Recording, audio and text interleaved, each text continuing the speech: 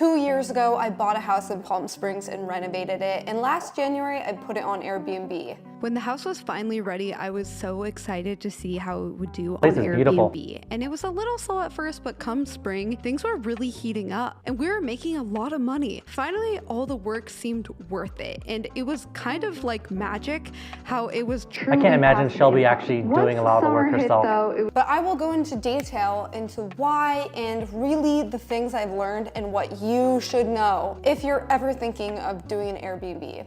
If you purchase incorrectly, and that's not just Airbnb specifically, it's actually all real estate. So if your purchase price is too high or if you just buy a bad deal, the number one way to lose money. So let's see how she actually purchased this. Okay, so let's take a look at what the summer was like. Ooh, let's nice start pool. with how much we actually made. Going into the summer, the bank account balance for the house was $25,000. So we were doing really well in the spring, and then summer hits. So in springtime and like fall time, winter time, it's actually really good because Palm Springs and Yucca Valley, Joshua Tree area are really known for rock climbing, and that's personally what I like to do when it's that season.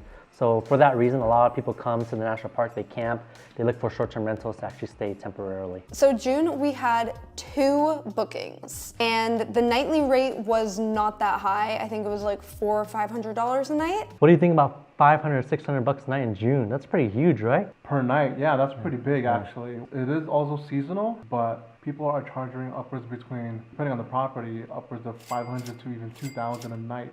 Yeah. For some of these properties. So we had one renter, only 3 nights were booked out. So they paid $1,500. We got $1,106. What do you think she probably did wrong? Getting only 1 booking for July for only 2 nights, I would say, is not a very good way of optimizing your listing. Especially for like July 4th weekend too, you know? Exactly, Yeah. So I would make it at least 4 or 5 nights. And I think she had an opportunity cost here by keeping her minimum night to only, let's say, 2 nights. I would probably do it out in Palm Springs, 5 nights, 7 nights. Yeah. Probably 7. And that would have brought in an extra $1,000 if it was 500. In my Smokies Mountain cabin for Christmas, we got a 7-night minimum booking, you know, for Christmas, holidays, for Thanksgiving, for holidays.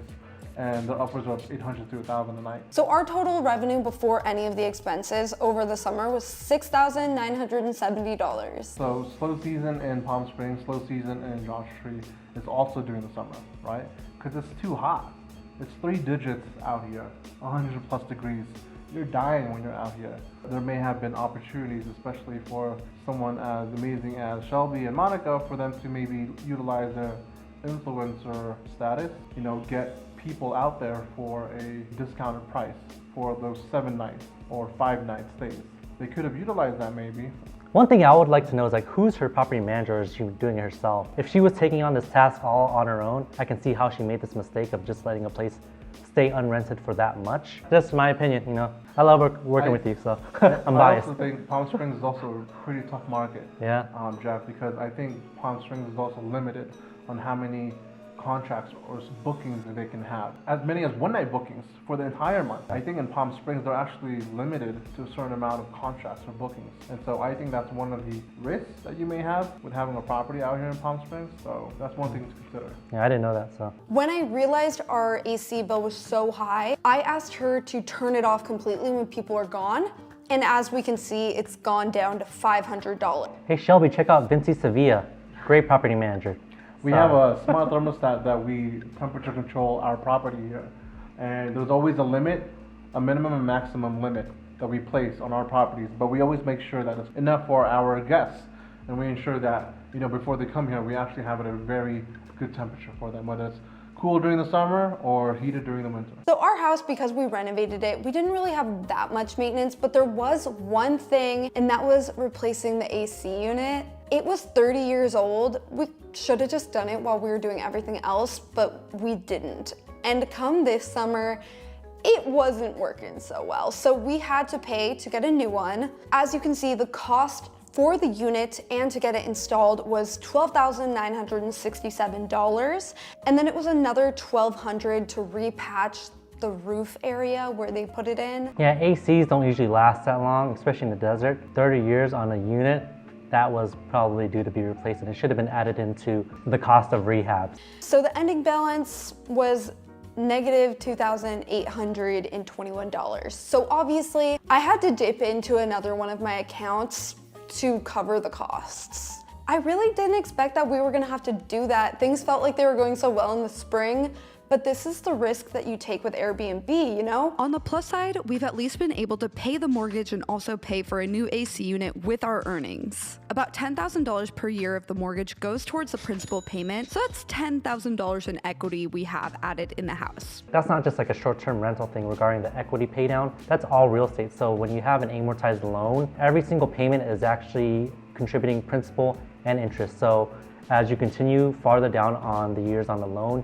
you start to get lower and lower interest payments. So you actually start paying down the home faster. So yeah, that's the one thing that's cool about real estate versus being interest only. It's actually an amortized loan. The first thing being, I really want to get solar panels. The electricity bill is really our second biggest expense. Of course, it's a hefty initial investment. I believe it's between $20,000 to $30,000. So a good way to decide whether you should get electric panels or solar panels is actually just doing like a cash on cash return. So if it costs like $22,000 to install electrical panels, and you know that your electricity bill is like $3,000 per year by that initial investment, and that's how you can kind of tell whether it's actually even a good investment. So even though it was a rough summer season, I still don't regret doing an Airbnb in Palm Springs. Because personally, I love going to it. And it was really fun, the whole process of turning it into an Airbnb and everything. For me, it's really not just about making money, but it's actually a place myself, family, and friends all go to and enjoy. So honestly, even if it just breaks even, that's kind of fine with me because I still love this house. I actually love being an Airbnb host. And I think this is just a temporary low season. You know, at the end of 5 years, I'm sure things will even out. What do you think, Vinci? Anything you want to mention before we close up? I'm glad she was very transparent about her numbers and the risks that are involved in starting an Airbnb. Airbnb isn't as simple as buying a place, furnishing it, and throwing in a smart door lock. It's more than that. It's about, you know, the guests, about providing an experience, and people kind of underestimate running an Airbnb is running a business. Yeah. So you always have to be continuously improving. But at the end of the day, like what they always say in real estate is you make money on the purchase. So if you're overpaying for a property, like say you're paying at the high, like what it's actually valued, it's usually not the greatest deal. But if she holds this long term, I think she's gonna do fine. Mainly because what you're buying is the asset, and because you paid that value, there's someone in the future that's likely gonna pay that same amount or more depending on how the market has performed and what opportunities are available. So say in the future, like yeah, it's not so great now, but in like 10 years, there's a big boom and there's a housing shortage and people decide they all want to move to Palm Desert. That's gonna boost up the values, and at that point, there's your opportunity to actually exit out of this vehicle. And even though like during that period, like, it dipped down, there could be a big, huge period where it just spikes up. And you just never know where that point is at. So the point of real estate is to plant a lot of trees. So the more assets you can acquire and basically hold and not really have to worry about, it basically gives you an opportunity at different time points to exit out at really high prices. That's where you actually make your money. But it's more for actually keeping the business alive. So if you buy a property that's bleeding money, then yeah, that's gonna be an issue. You gotta figure out a way to stop it from bleeding. But once you figure out how to actually get it to break even, or at least cash flow more, then it's actually not a bad idea to hold if you are planning on to continue just keep on adding seeds and keep on buying. So that's my thoughts as a long-term real estate investor. Thanks, Shelby.